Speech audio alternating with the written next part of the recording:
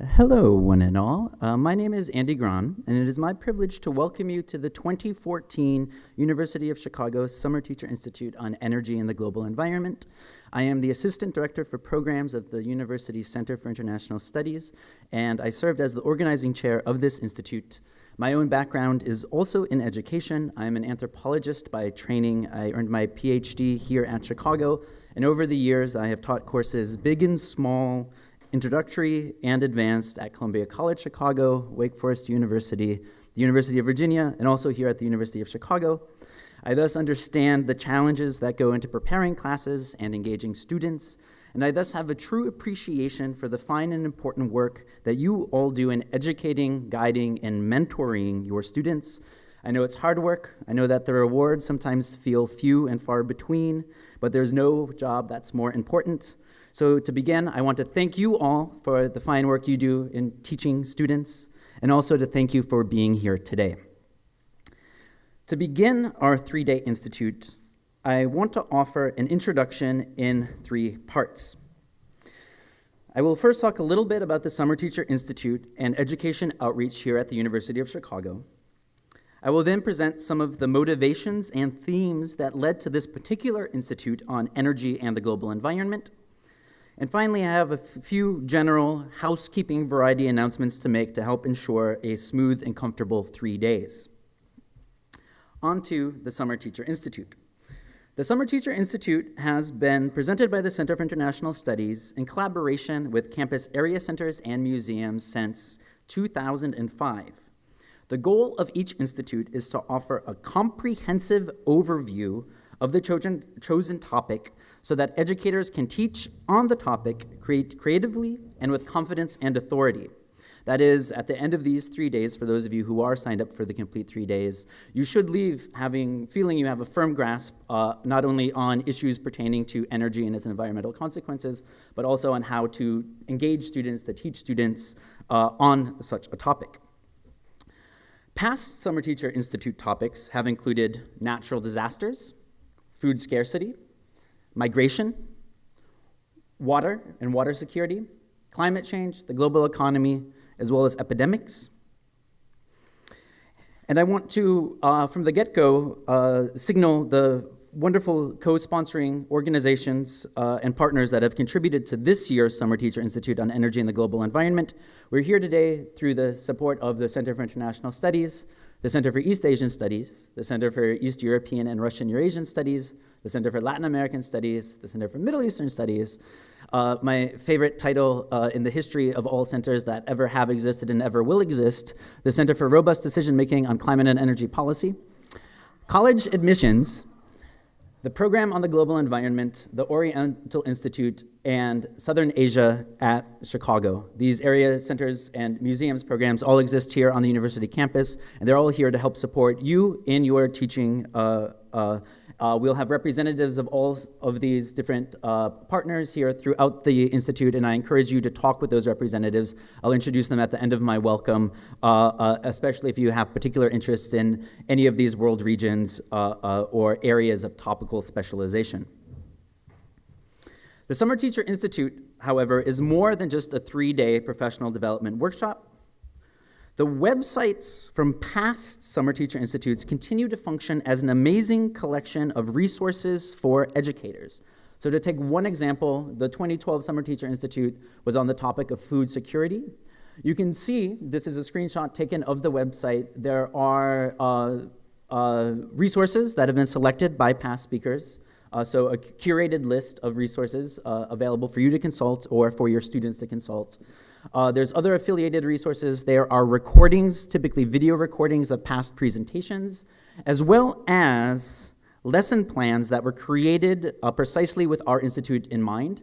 So if any of these topics, natural disasters, food security, climate change, etc., are ones that interest you, that interest your students, I encourage you to consult these past Summer Teacher Institute web pages. You can find them all through the Center for International Studies website, that is cis.uchicago.edu. In addition to the Summer Teacher Institute, which I should say is the hallmark of our outreach endeavors here at the Center for International Studies, Are a number of other activities and initiatives we do to support teachers. So in addition to the Summer Teacher Institute, we offer throughout each and every year professional development workshops, typically of a shorter nature, a half day or a day, at which you can earn CPDUs, or once the new system is put into place, the appropriate learning credit. We can also help arrange campus and museum visits for your students. We typically have, throughout the year, various forms of cultural and educational programmings, whether it be a musical performance, a theatrical performance, or an art exhibition, and we'd happily do what we can to help arrange an opportunity for your students to come and visit or view such programs. We also run educator e-bulletins that help disseminate information on opportunities for professional development or such programs that might be of interest to you or your students. We can also arrange for scholars to come and speak to your classroom.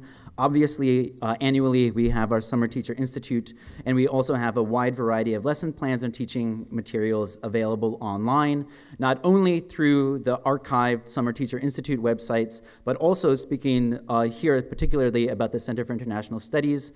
For each and every one of the professional development workshops that we sponsor, typically, minimally, we'll have the PowerPoint slides available for you to consult and use as you see fit. Oftentimes, we'll also have lesson plans or other teaching materials, again, available online, entirely free for you to download, consult, adapt, use, however it might be of service to you in preparing for your own classes and in teaching your own students.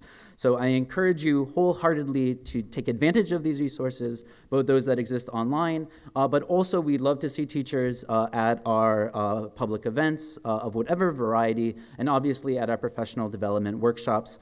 So again, please, over the next 3 days, feel free to come and talk to me about specific things that the Center for International Studies does and will do.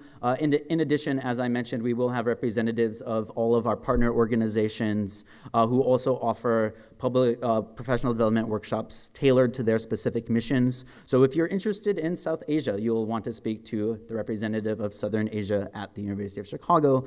If you're interested in the Middle East, you'll want to speak to the representative of the Center for Middle Eastern Studies, and so on. They can really do quite a bit to support your teaching within the areas of their expertise and specialization.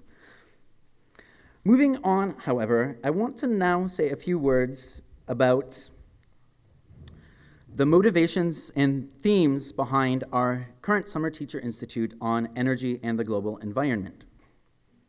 During the next 3 days, we will hear from a wide range of scholars and specialists on particular facets of energy and its environmental impacts.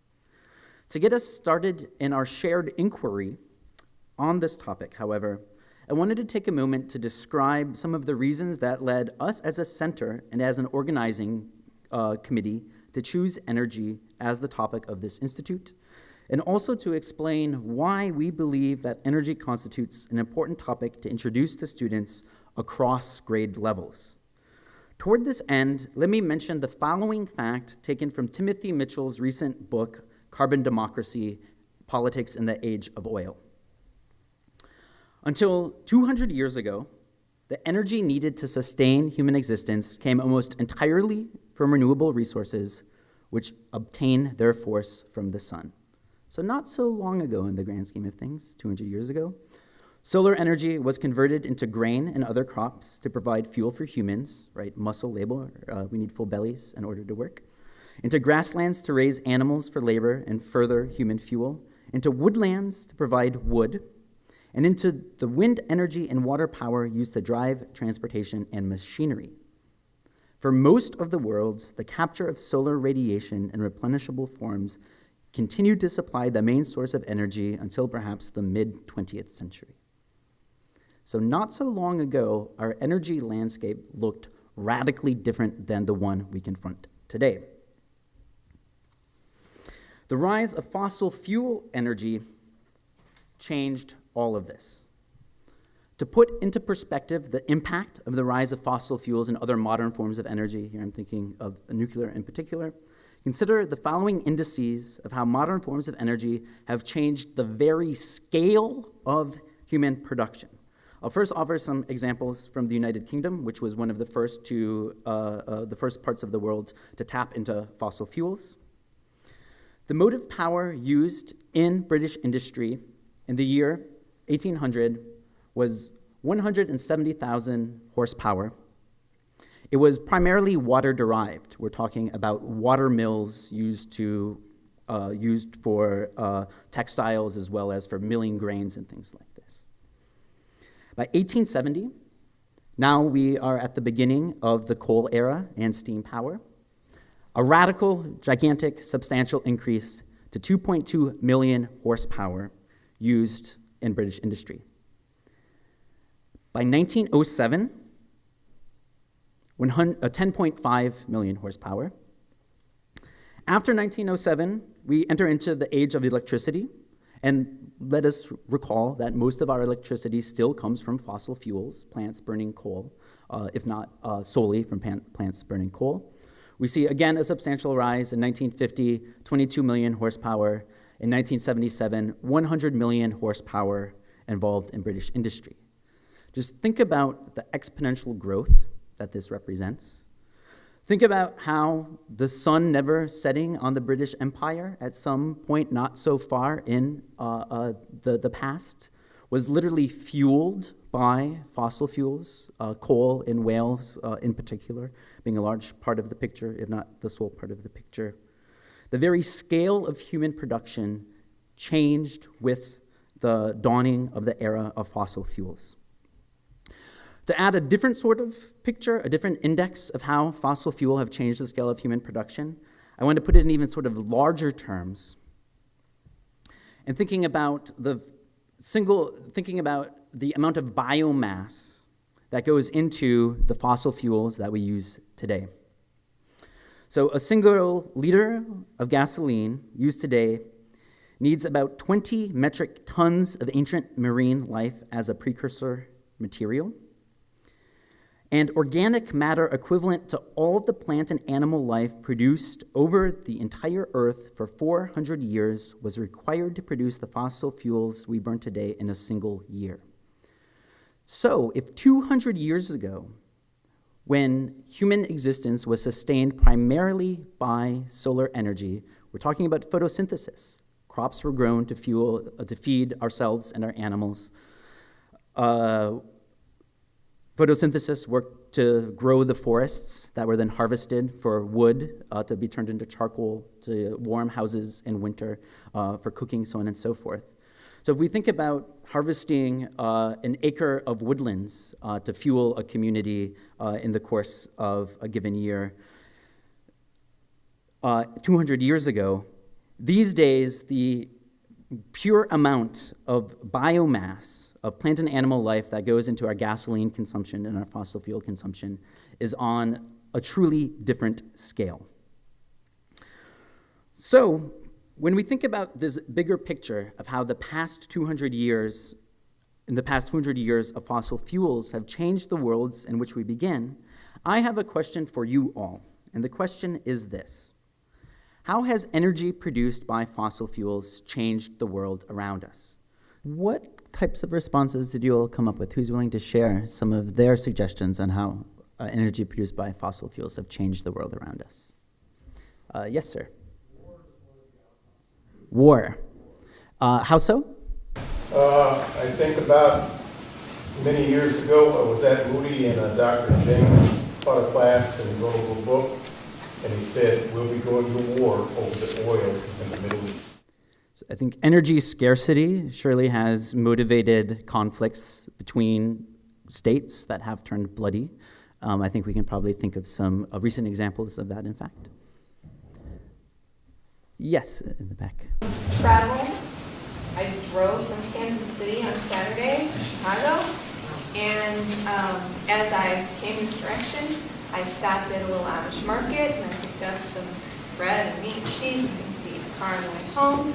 And, there sat a 14-year-old Amish girl. Her reality is not one of fossil fuel.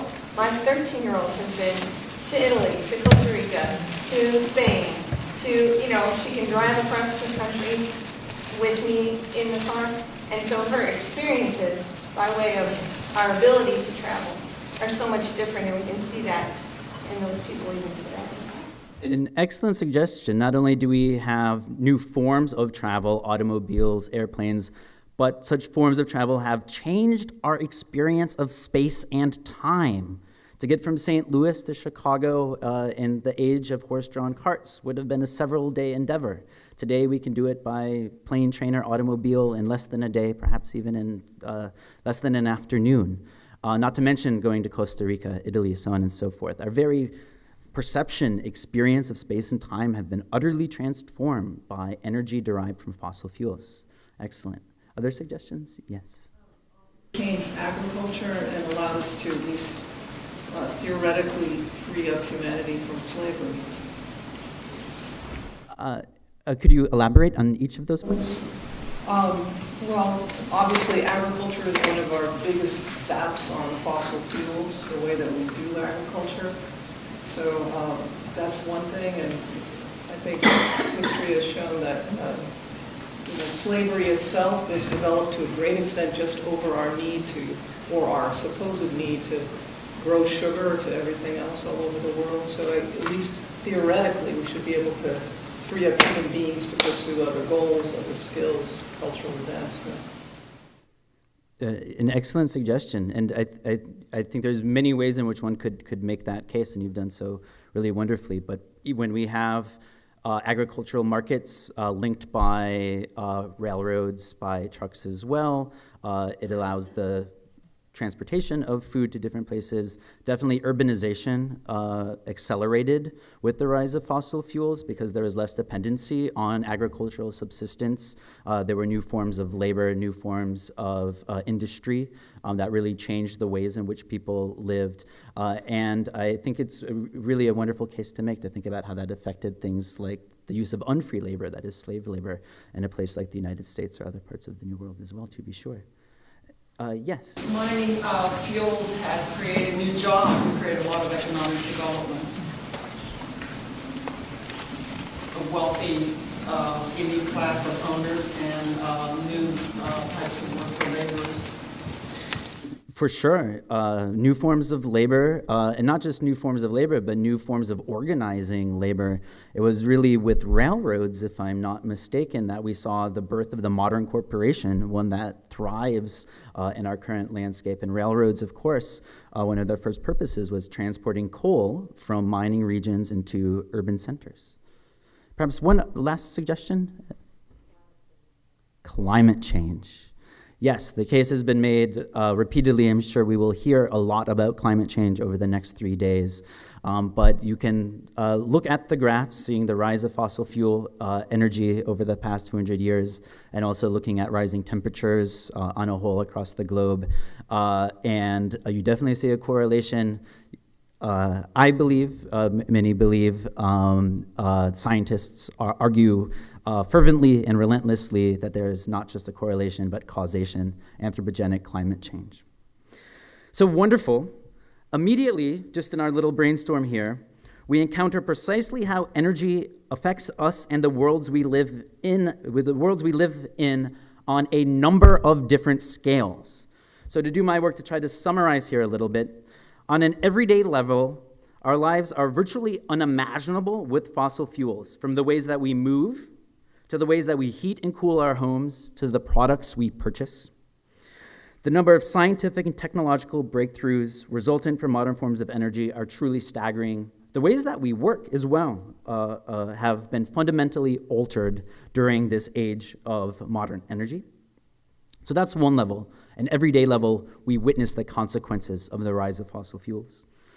On a geopolitical level, we see how much of recent history has been made through competition over energy resources, war being one obvious, destructive, unfortunate consequence.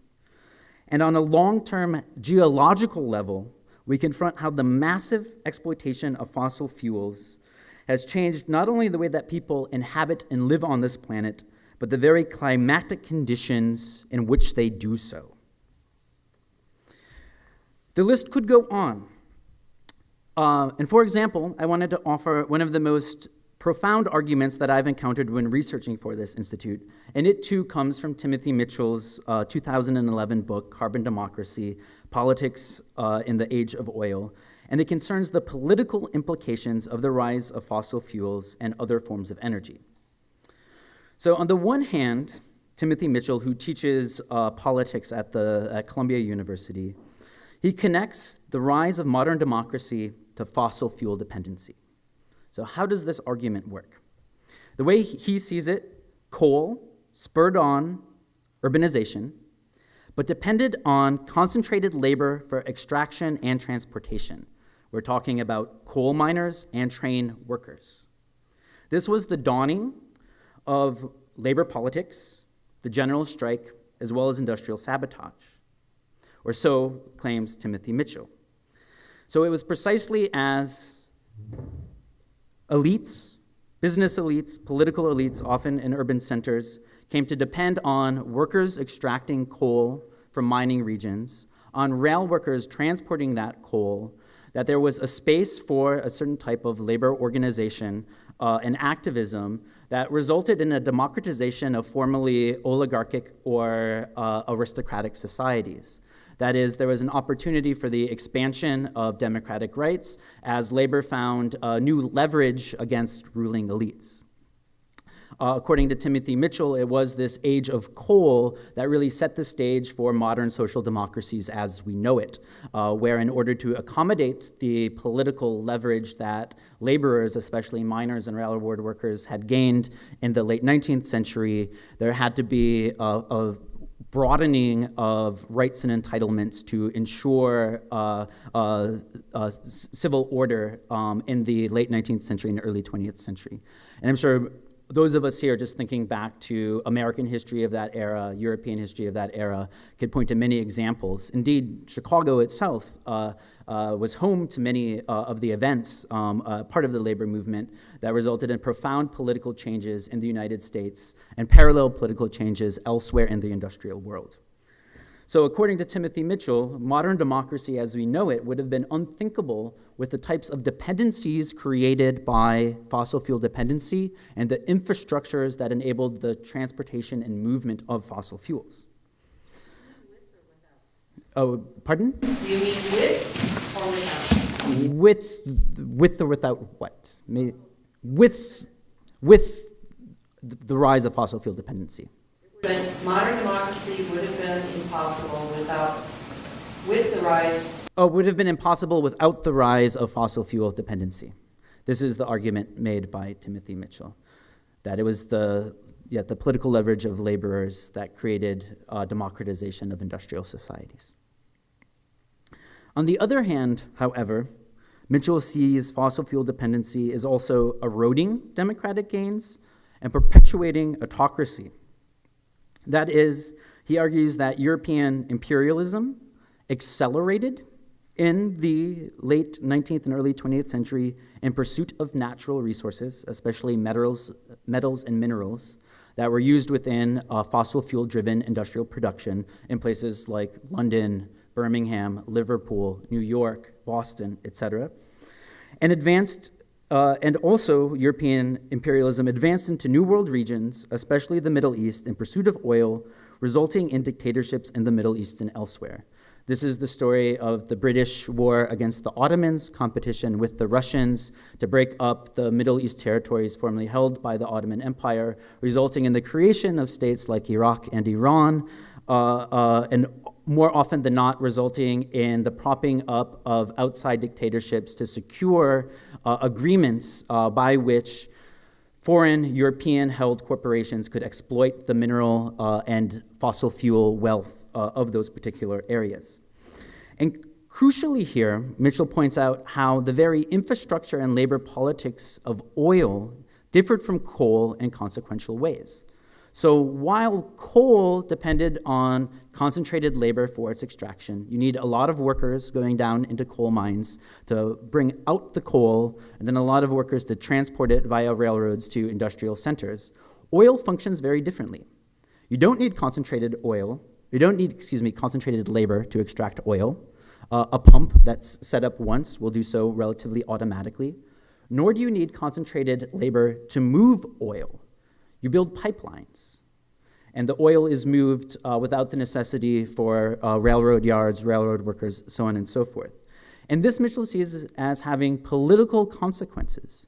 And so within places like the Middle East, there was not the labor political muscle, to fight for political liberties and democratic entitlements. Instead, we see how a European imperialism interested in securing a ready supply of fossil fuels due to the infrastructural differences of oil versus coal was able to lead to and result in the perpetuation of autocratic, dictatorial forms of government in places like the Middle East and other oil-rich areas around the globe. This, I argue to you all, is an understanding of the political consequences of oil that goes beyond popular calls for either energy independence or for no blood for oil. We see how the very infrastructure and nature of different fossil fuels, coal versus oil, have had profound and reverberating political effects, either supporting democracy or eroding it, that have really made the contemporary world and the geopolitical order in which we live at present. So when we take all of this together, thinking about the consequences of the fossil fuel age, we have modern conveniences and an experience of shrinking, or at least shifting space-time, flying to Costa Rica and Italy, driving from St. Louis, etc. We see both the rise of modern democracy, but also modern dictatorship and autocracy. We see messy and shifting, often violent geopolitics. We see economic booms that have benefited some, if not everyone. We see pollution, we see environmental degradation, and we see global warming. We realize that modern forms of energy have left little untouched and have yielded complex outcomes, results that we might deem worthy, or we might deem both positive and negative. That is, it's nice to be able to get to St. Louis, to get to Chicago from St. Louis in a few hours rather than a few days. It's nice to be able to fly to Italy rather than to hop on a steam vessel or some such thing. But obviously, there's real concerns about pollution and climate change, I would say first among them, but also about the political and economic consequences as well of our dependency on modern forms of energy. Gains walk hand in hand with new challenges. I want to offer one final fact to put into perspective this age of modern energy, and it is this. More than half the total amount of oil consumed in the 150 years between the 1860s, when the modern petroleum industry began, and 2010 was burned in the 3 decades after 1980. Think about that for a moment. It suggests that the leaps between scales of consequence that marked the beginning of the age of modern industry have not diminished, but in fact accelerated. The story of exponential growth is not one that we have surpassed. It continues with us. Or to put things in more concrete terms, it was not solely the end of the Cold War and an increasing deregulation and marketization around the world that spurred on what we call globalization. Globalization has been literally fueled by a stunning increase in worldwide energy consumption. So if we think about the profound changes, the rise of China, the rise of India, the developing worlds that we hear about so much in our newspapers or online, so on and so forth, these changes themselves have come with a massive acceleration in the use of fossil fuels, something that warrants scrutiny and investigation. So when we reckon energy in these broad and scalar terms, I contend a few things follow. We see how important an understanding of energy is for any understanding of the world around us. And this is something that we as educators should take to heart. Second, we see how the topic of energy warrants an interdisciplinary survey. Scientific perspectives elucidate both the basics of energy production and conversion, as well as their environmental consequences. Social scientific perspectives inform how we can make sense of the large and small social, political, and economic transformations that emerged with and through the age of modern energy. Art and design perspectives provide us with tools to think about ways in which we can address and adapt to a world of growing energy scarcity. In this institute, we intentionally weave together such different perspectives to model how multidisciplinary perspectives can be incorporated into your own classrooms. Third, and finally, the multiple scales on which the modern energy age has affected us, from the everyday to the geopolitical to the geological, affords us with extraordinary opportunities in our teaching. A lump of coal offers a gateway not only to a lesson on steam power and railroads, but also to a lesson on democracy and social justice. An ear of corn can become a launching pad for a discussion of biofuels and the efforts to develop sustainable energy, but also of responsible land management. An electricity outlet can bridge a discussion of modern politics, democracy, and colonialism with a discussion of climate change and sustainable energy.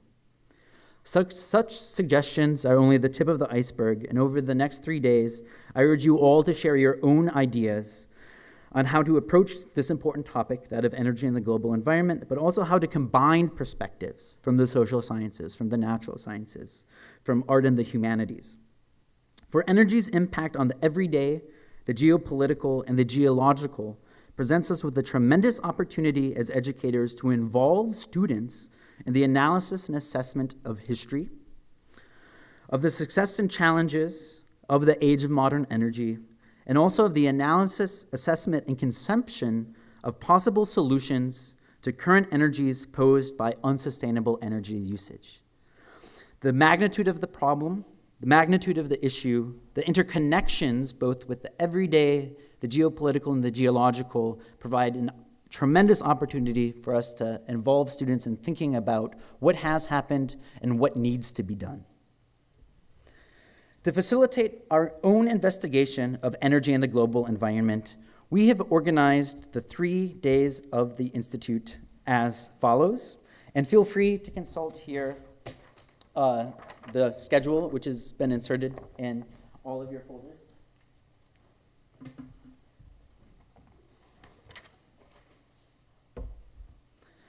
On day 1, that is today, we focus on energy around the world, comparative perspectives. On this day, we will be presented with 4 case studies from Russia, from India, from the Middle East, and from ancient Egypt, interestingly. These case studies will offer us important examples to mine throughout the Institute, but also I encourage you to mine them when you return to your classrooms, presumably at the end of summer, on how societies have responded to the problem of energy scarcity and competition over energy security. So we'll have 5 really robust examples to think through and to think with. A discussion period will follow each presentation, and we urge you all to ask questions to our speakers as well as to discuss ways in which their presentations can inform your teaching. We also end the day with table discussions of curriculum. And these discussions, we will divide folks into smaller groups based on the grade levels at which you teach in order to brainstorm lesson possibilities based on the day's content. And we'll then reconvene after these brainstorm sessions as a group to share ideas and suggestions. So throughout the day, there'll be opportunities to be thinking aloud, thinking with others, discussing with others, ways in which this material, these case studies, can be made applicable to your classes and your students. On day 2, we turn to the human impact of energy choices. We begin day 2 with our keynote address by Cornell University's Anthony Ingraffia.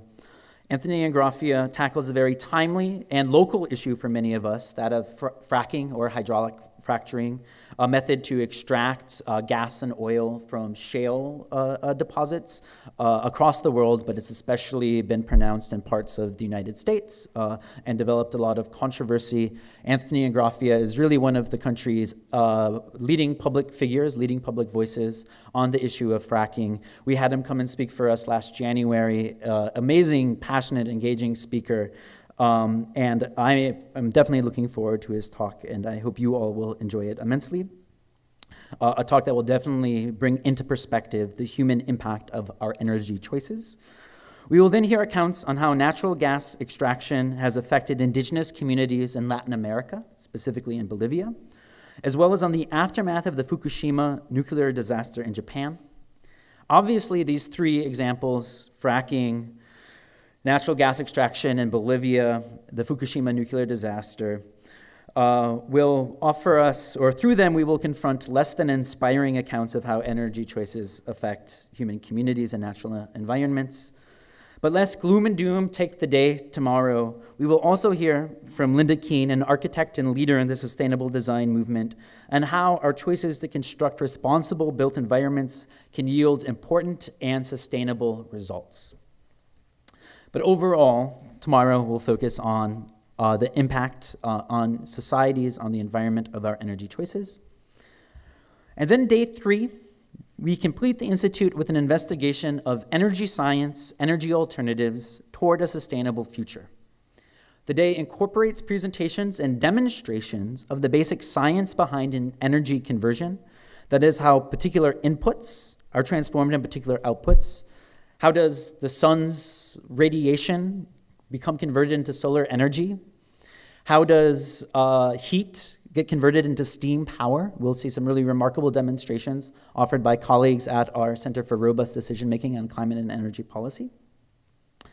Following that, we will have in-depth presentations on the future of solar energy and an overview of steps that the city of Chicago is taking to achieve energy stability here at home. We truly hope to illustrate how the large geopolitical and geological technological questions around energy are also local ones that confront us as residents of Chicago or the Chicagoland area or of the United States more generally. We will then end the Institute with a longer discussion of creative classroom teaching led by Alan Mather, the principal of Chicago Public Schools Lynn Bloom Math and Science Academy, and the inaugural recipient of the Golden Apple Foundation Stanley C. Golder Award for Principals and Head of Schools. We're really looking forward to Alan's participation and a really sustained and in-depth conversation discussion incorporating all of us on ways in which we can develop interesting, novel, creative strategies for engaging our students, especially in matters of important concerns such as energy and its consequences on the world in which we live. And finally, I want to offer just a few words of thanks and to make a few introductions. I would like to thank the University of Chicago College Admissions, who generously donated I think the formal title is, in fact, swag bag.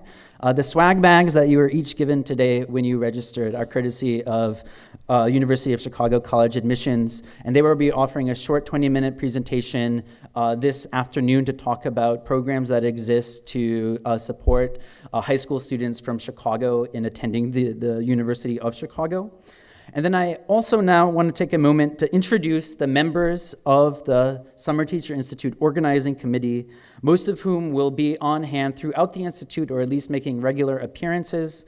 Again, should you have a specific interest in the world, regions, or thematic topics that their centers or organizations represent, I thoroughly urge you to consult with them, to talk with them, to get to know them, for they can be tremendous resources in supporting your teaching throughout the year, each and every year. So from Southern Asia at Chicago, we have Deanna Ramsey here in the back. From the Center for East European and Russian Eurasian Studies, we have Maureen Marshall, who you already have met. From the Center for Latin American Studies, we have Stephen Schwartz. From the Center for Middle Eastern Studies, there is Alex Barna. The Center for East Asian Studies will be represented by Sarah Earhart. She's not here at the moment, but she'll be stopping in tomorrow, I believe. From the Oriental Institute, we have Carol Ing He, who will be here this afternoon. The Oriental Institute, a fantastic museum, has a variety of educator programs, so she'll be a great person to talk with should you be interested in ancient Egypt, Mesopotamia, Assyria, etc. And then from the Center for Robust Decision-Making in Climate and Energy Policy, we will have Allison Brizius and the RDCEP, as they are known, less of a mouthful, offers several education outreach programs. So especially if you teach in the natural sciences, she will be a really terrific resource for you all. That said, I'd like to thank you all for being here. I'd like to welcome you to the 2014 Summer Teacher Institute.